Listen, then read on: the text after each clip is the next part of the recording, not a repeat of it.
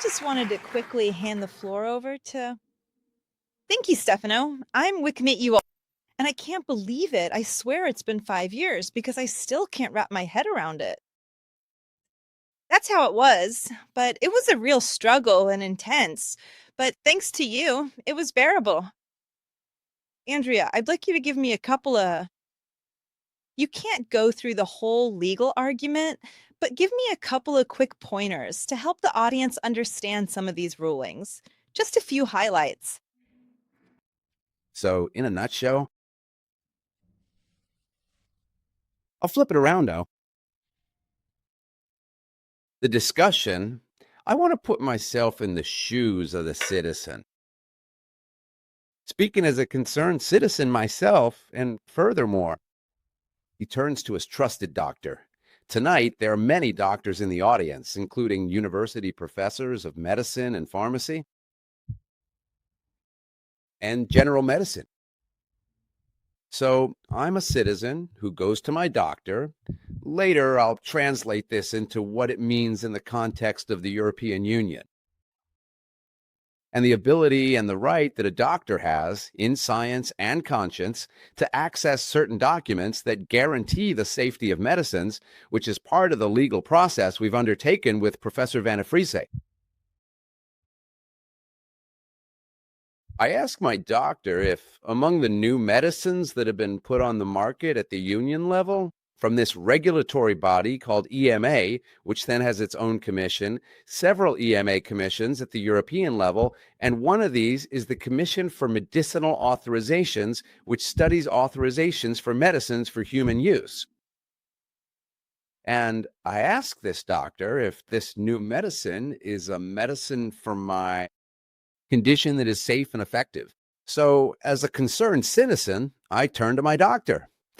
Is my doctor actually fully informed about the real clinical studies regarding efficacy and safety? I mean, has he actually had the chance to review everything that's hidden behind the package insert or not? That's the question I'm asking you. What do you do as citizens? And how can a doctor who respects the ontological concept, the precautionary principle, and the risk benefit ratio be sure and have a clear conscience when given the right therapy to their patient? We conducted this experiment during the lawsuit we brought before the European Court of Justice.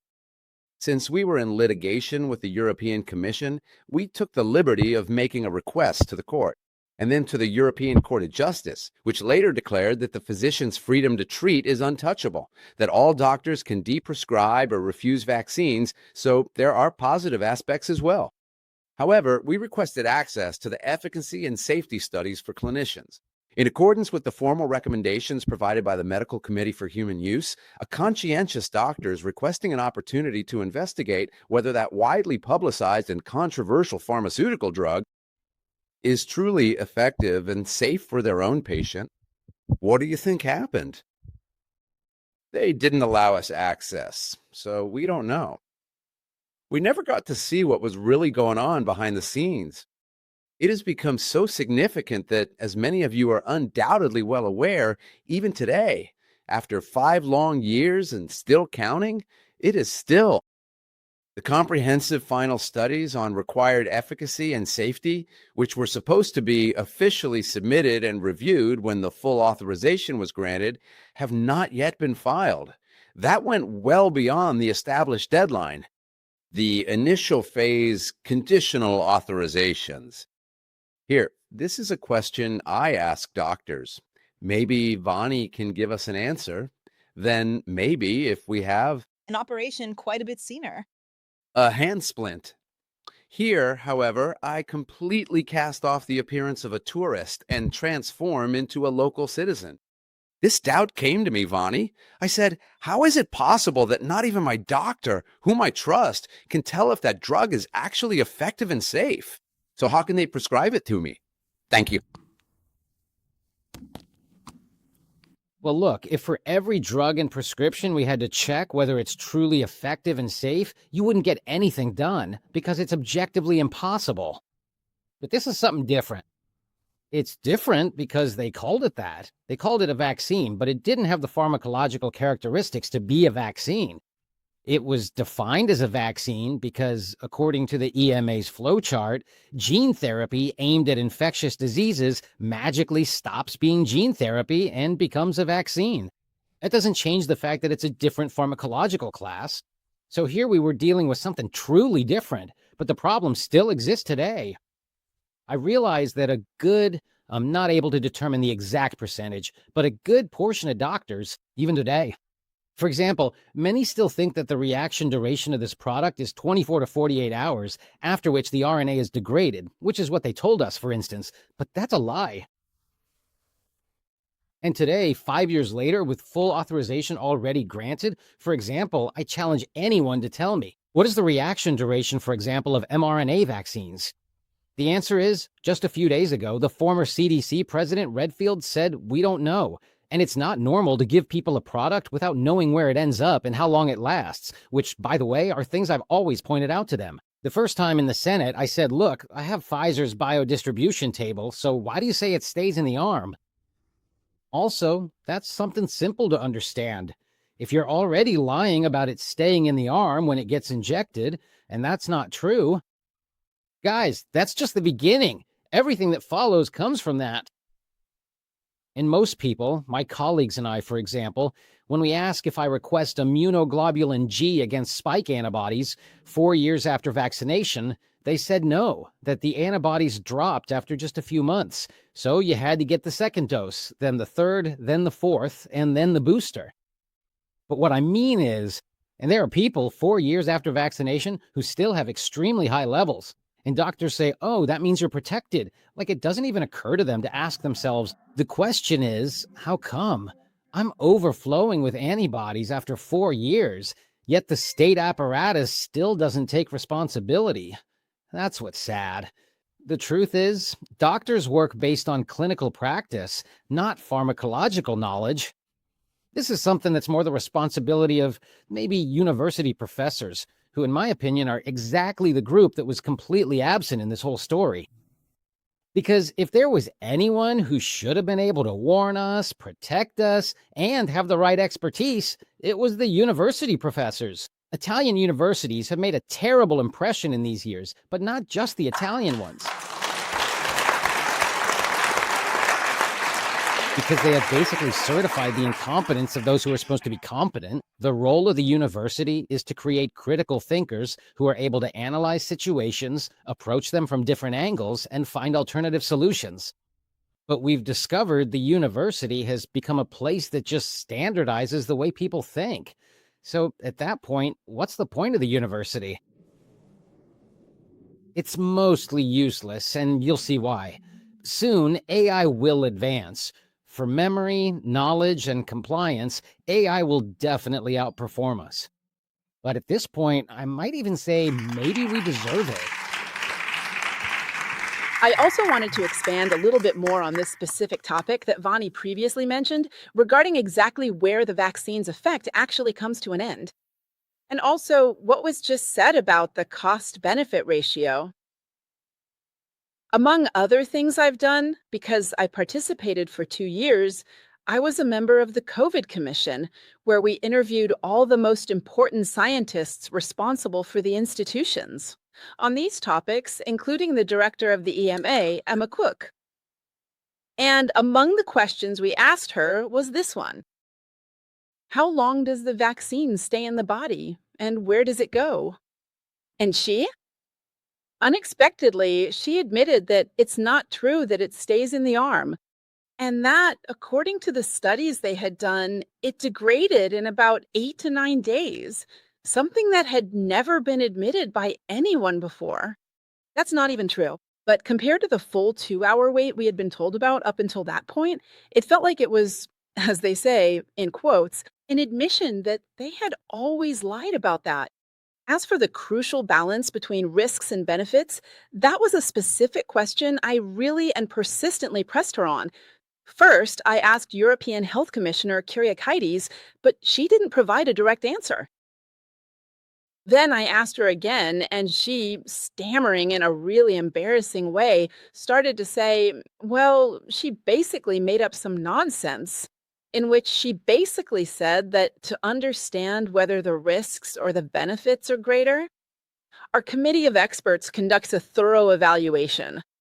And at the end of this thorough evaluation, it was determined that the benefits are greater. Wow. Too bad nobody can even know who the heck these amazing experts are because their names are secret. And guess what? Now, who exactly makes up this entire board of highly qualified experts? Who knows? Lobbyists picked and put there. There are people who come, guess what, from pharmaceutical companies, from the very organizations that produce them. Francesca, don't some of them also come from our friend funded by Bill Gates? Of course, but he's the number one lobbyist. I mean, it's not like it's well known, it's public knowledge. And another question I asked, for which I never actually got an answer, was why this thing existed. About the Omni, it always really made my blood boil. And why long COVID? I asked, excuse me, how do you tell the difference between the symptoms of long COVID and the symptoms of an adverse reaction to the vaccine, since they're virtually the exact same thing? Oh, God, if anyone even bothered to provide a clear and honest answer. Let's just pretend no one heard that question. And I think when you see, these types of complicated issues, I wrote them all down in my book because I didn't even have enough time to tell everything we heard and everything we saw, the many unanswered questions, the truly ridiculous answers, and the blatant contradictions we encountered. And then also the admissions that some people actually made, but that never made it to the media. So, by telling all these things, I assure you that those who were part of the COVID Commission and were from the Democratic Party, one of the most pro-vaccine parties out there in the end. Even if they didn't say it, they understood. And unfortunately, I want to mention this because there were also two victims.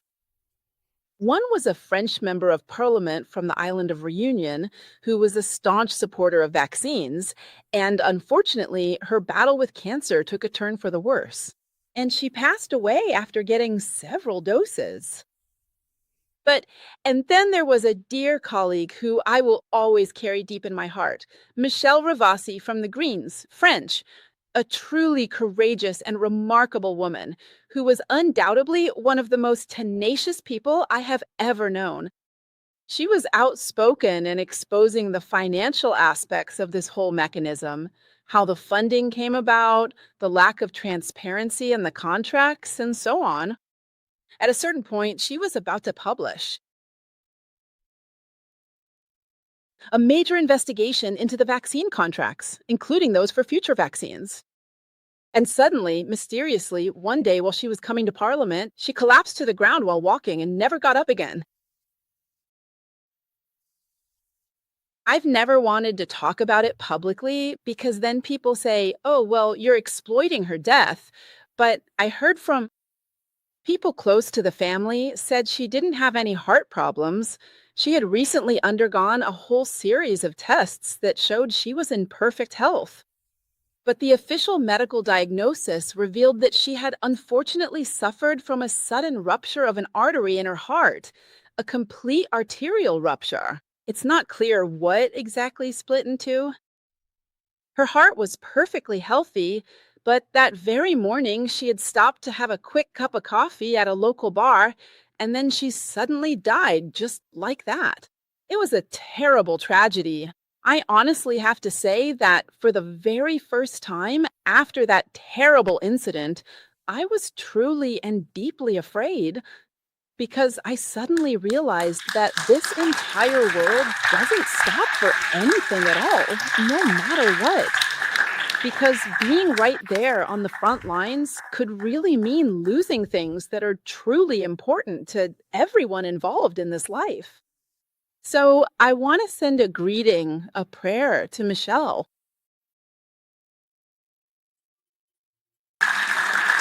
Vanya, it's because Chuba, kinda. Oh, no. Want to say it? No, say it. It's true. Andrea, after these statements, we are all feeling quite stunned and overwhelmed. It was an important reflection. Andrea, the floor is yours, because these reflections have left me speechless. Absolutely. So, since unfortunately we have to clear out for the event, it is now 20:45 here at the Cinema Theater. So I really wanted to dedicate a few extra minutes, if you would all allow me, to share a small thought for all of you. Please, our board secretary, Jessica, on behalf of the entire board of directors, please come up to the stage now. And then we wanted to make sure to set aside a bit of time, about 15 minutes or so, for 2 questions. Maybe there will be a couple of questions, perhaps even 2 or 3 different questions, and then leave about 15 or 20 minutes right at the very end of the session. This is for anyone who might want to talk further with our guests, or perhaps even pick up a copy of a book. So, what about us? Since Eunomis was first founded, and here with us today is our esteemed Vice President, Professor Silvano Tremonte from Milan, a world-renowned implantologist and also a very dear friend. He will certainly remember that at every single annual event we hold, with a certain distinguished audience, we always have the great pleasure, since our guests are people or personalities who have notably distinguished themselves in their various professional fields, in defending certain fundamental and essential human rights, which are the very ones our association deals with from a legal, social, and healthcare perspective. So every year we have the pleasure of giving a special and meaningful token of our sincere appreciation to our guests.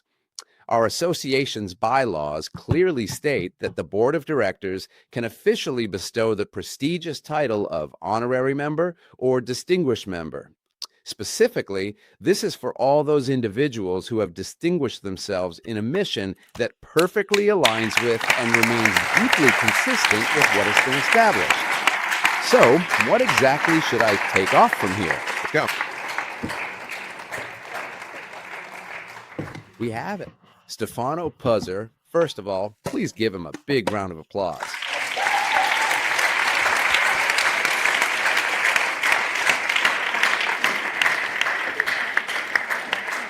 Then we have Professor Vanni Freese. Thank you. Thank you for everything you've done, for good medicine and for what you will do in the future. All right, then we have, just a moment.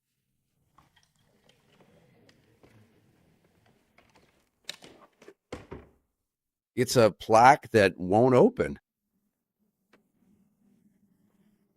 It's good luck. Here's the one from Japan and Francesca Donato.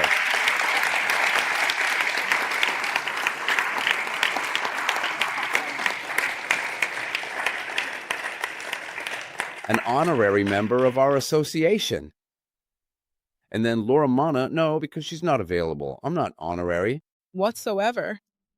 But she's honorary because, all right. And last but not least, Raffaella Rigoli.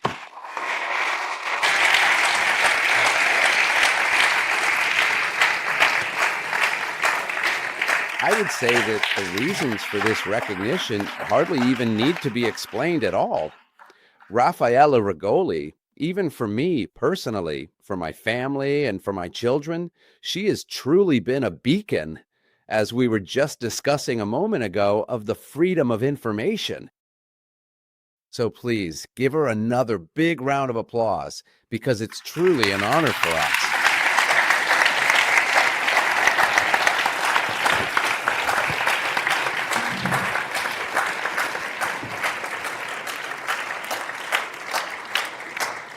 All right, then. We have a couple of different questions that are going to be handled by... So I don't know if there were already any reservations. There are 3 people who have signed up. We have just 10 minutes, okay? Yes. So they insisted and told us that you absolutely have to let them ask their questions. One is Dr. Giovanardi. Where is he? Don't give anything because there's nothing to worry about. Thank you. So Dr. Daniele Giovanardi, whom we know, but he's also a member and an all-rounder. Thank you. Always has been. Dear speakers, some of you, even dear friends, I have some problems or doubts about certain facts. I ask everyone, but no one answers me. So I hope the speakers will. So, as you well know, only in the West was it imposed. The experimental RNA drug. On January 15th, 2020, all the traditional vaccines came out, the ones with the attenuated virus, like Sinovac, but many others approved by the WHO. And over these years, 4/5 of humanity, billions of people, have been vaccinated without issue with traditional vaccines, except in the Anglosphere. Western Europe, the United States, Canada, Israel, Australia, and New Zealand. Why? That's the first question. The second one, but in 2022, they ran in the political election saying, never again von der Leyen and never again Draghi.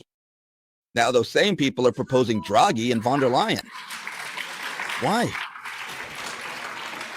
Third, we have a Minister of Health, Orazio Schillaci, who is following Roberto Speranza's entire health policy to the letter, not missing a beat.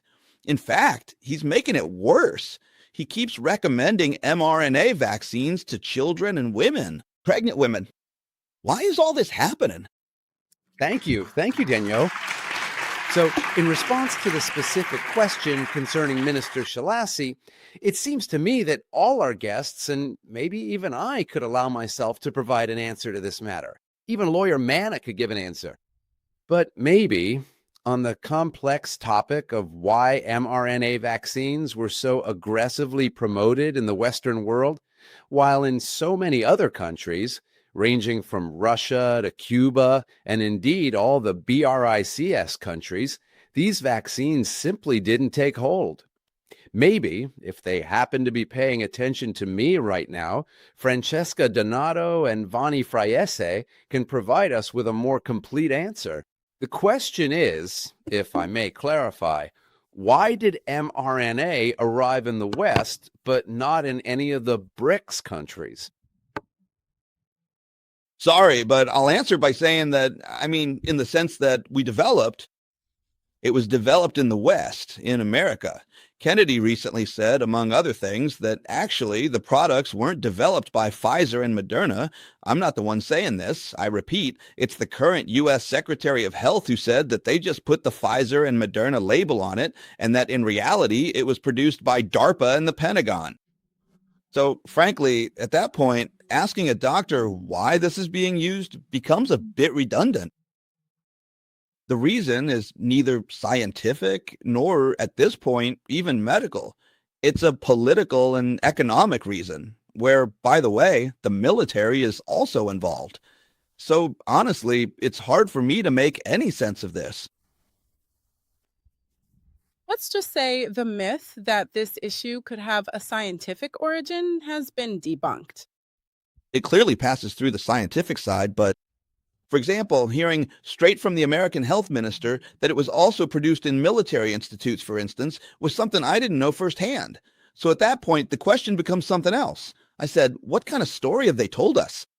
We're still here talking about Pfizer and Moderna, when in reality it comes from the American government. Then it's understandable. Also, because we're not doing anything, in any case, because the origin of the issue is much more complex than what we've been told.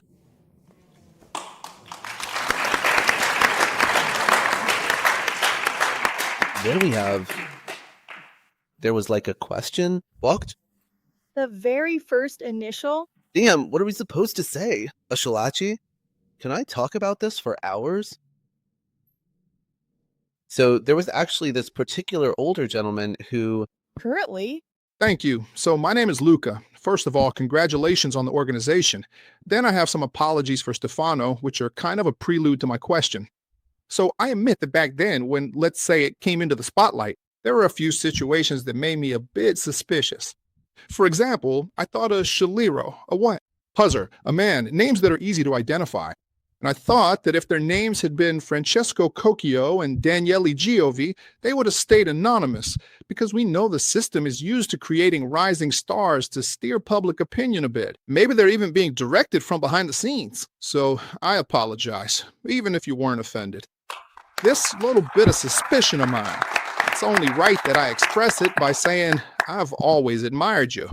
We even met in Carpi. My question is there any trick, y'all are communication experts and so on, to figure out if someone who suddenly rises to fame is just a useful idiot or actually a truly commendable person? Thank you.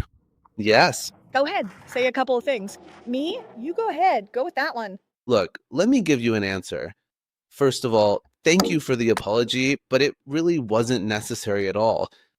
What I've experienced personally, because over the years I have truly heard just about everything imaginable, I've heard people say I was part of the secret services or that I belonged to some sort of mysterious or unknown system.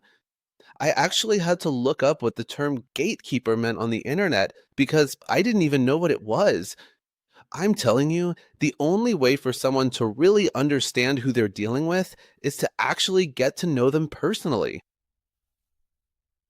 Take the time to really get to know them, and then you'll start to understand their true nature. If the person has ulterior motives, or if they're just doing it for visibility, it will eventually become very clear to you. Or maybe they're speaking to you from the heart. You see, even to this very day, I feel completely comfortable and at ease speaking in front of these audiences because in the end, I've never sought approval. I've honestly simply spoken and said what I thought. And so if you're calm, natural, you have nothing to worry about. It's right to get to know people because sometimes we judge others and we don't even realize it. There are people who over the years have suffered because of this, because maybe they were labeled, treated badly, or judged. And many of the people we still know today were really hurt by it. So thanks again for the question because it gave me a chance to clear some things up and especially for the apologies that I have to say weren't really necessary. Thank you anyway. Excuse me, let me just say two quick words. How do you recognize it? There are two fundamental elements, right? These are the things that maybe guide me, but of course, they might be different from your opinion.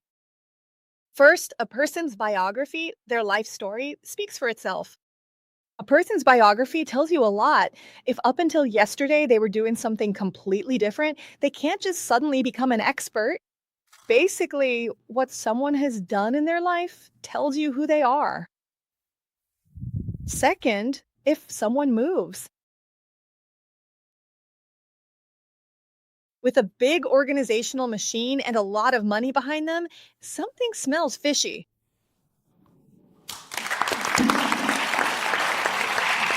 Great answer. Last super quick question, because then it will go to some. I'll be really brief. First of all, thank you. My heart is racing because I have so much respect for you. You guys have truly been amazing. I'm telling you this with my heart in my throat. And thanks also to Vani, who replied to me on a Sunday. When I read the message, I thought, so these people really are just like us? So my question's very brief. Where do we stand? I'm almost 48 years old. I had a baby girl a year and a half ago, which was already a miracle. And at 46, I've never given up in my life. I don't want to give up this time either because my daughter is off limits. The problem, obviously, is the vaccine mandate. Where do we stand?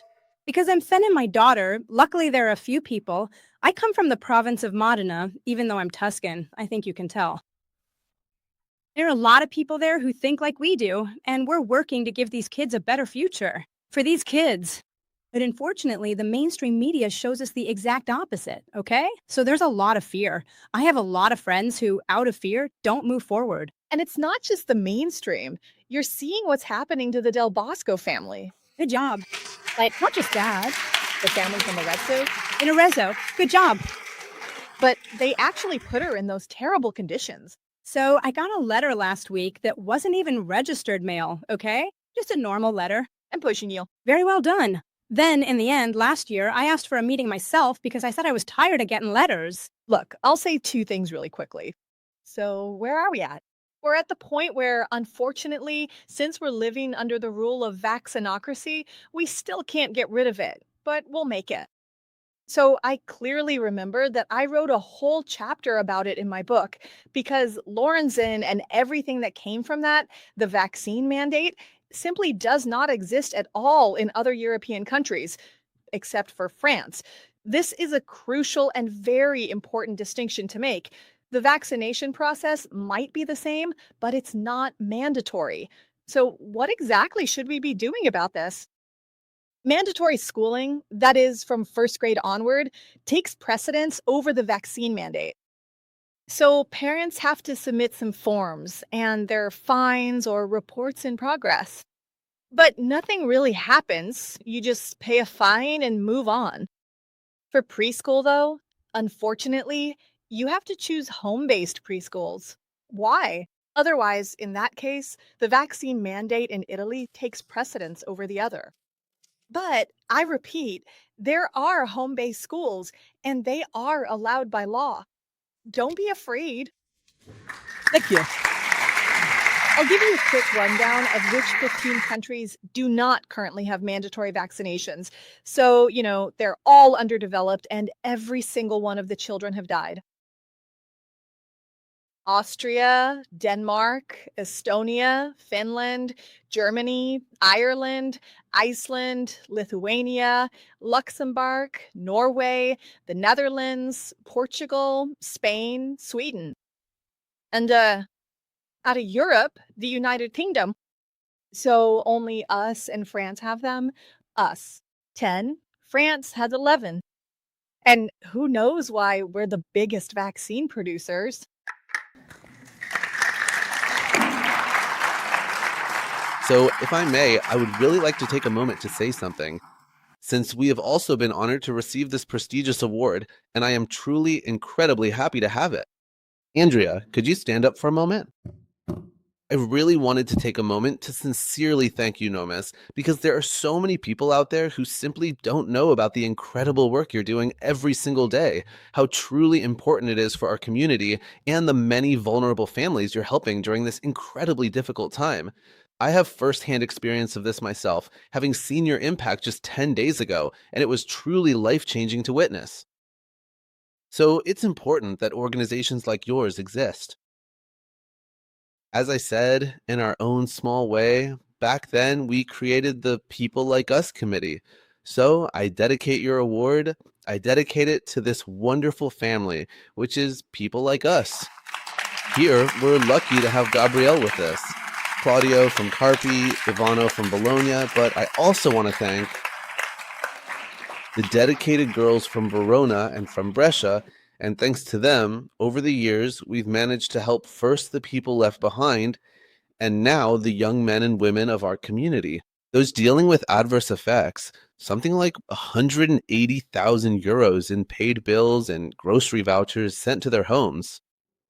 So it's a great thing to have people like you, like them, like my second family, who dedicate themselves to doing good, because I truly believe that when someone...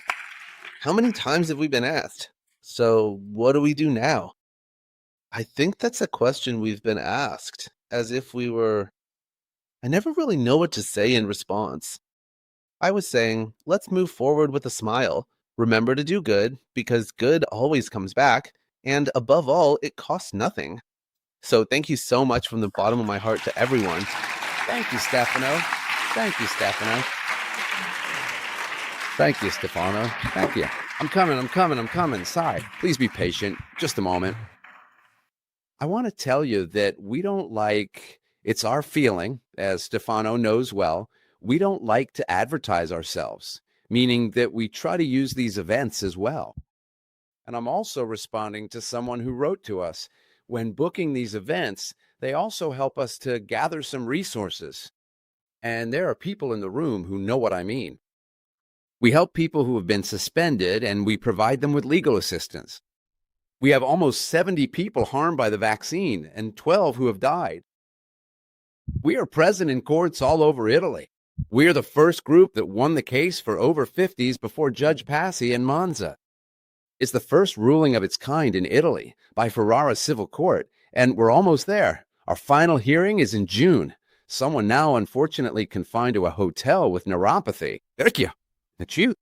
So behind the scenes, without any fanfare, and without ever seeking the bright spotlight, we simply try to be helpful and do something truly important for those who are in need.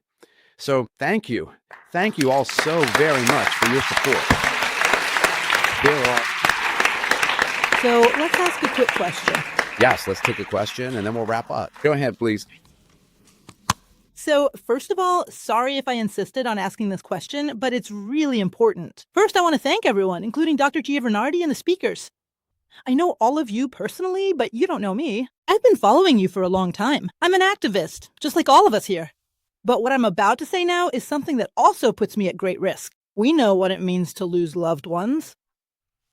Dr. Donato lost Michelle, and I have lost Domenico Biscardi and Franco Kemba. Isn't Dr. Donato talking about something important that affected her personally? Something they tried to pass off as a suicide? And we're not talking about it? So each of us is at risk. Every single time that I get back into the formal system of reporting these things and of exposing very sensitive issues, strangely enough, my phone just stops working entirely. It simply shuts itself off. The proof of this is that if you were to go to the stock exchange right now and take a close look at my phone, you would see it turned off today simply because I was coming here to speak with you.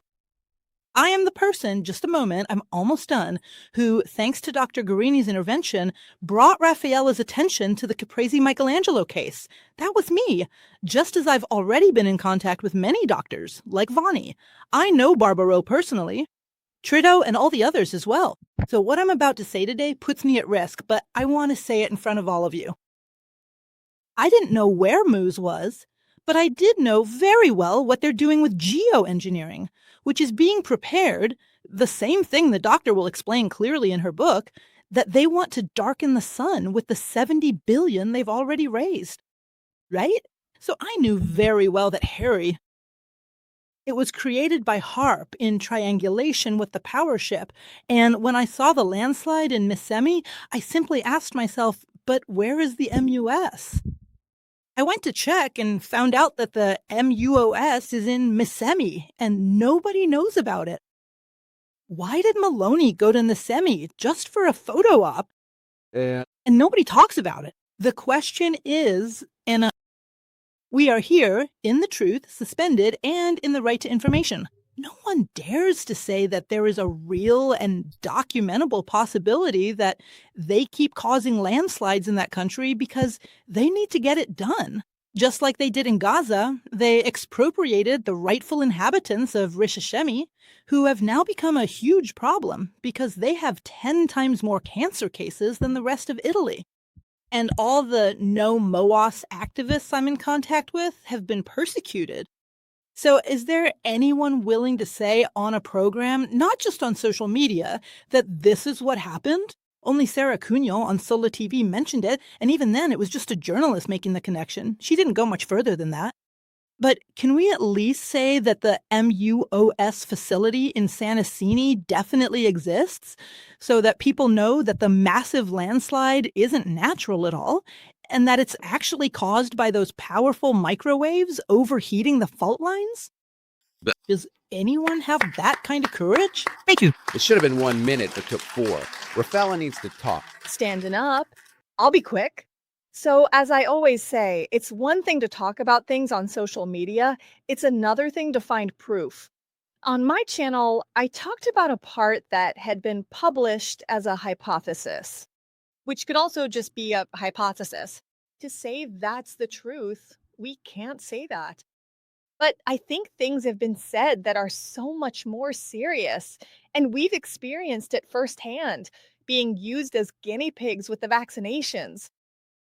What I mean is, Miss Semi is just one aspect of something much more serious that involved our children, our loved ones. I mean, do you remember them being put in body bags? We couldn't say goodbye to them, just Tylenol, emergency responders, waiting. I mean, we saw the horror ourselves, so Thank you. Thank you. We really have to finish things up right now, or they'll be coming looking for us. Let's just quickly mention our upcoming events before we thank our amazing guests.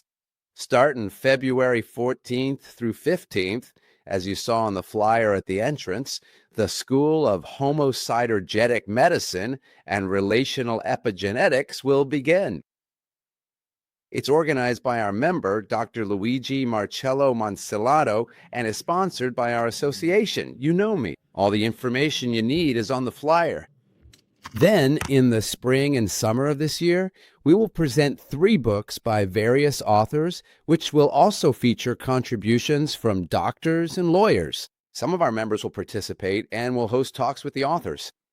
Then, in October 2026, right here at the Nosa Della Cinema Theater, we'll hold the national premiere of the highly anticipated docufilm by our friend Paolo Cassini from Siena, Alterio, The Great Awakening.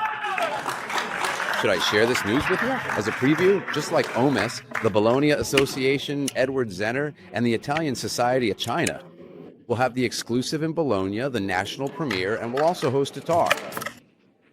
So, thank you all. Thank you to our guests, and thank you to everyone here. Have a good evening.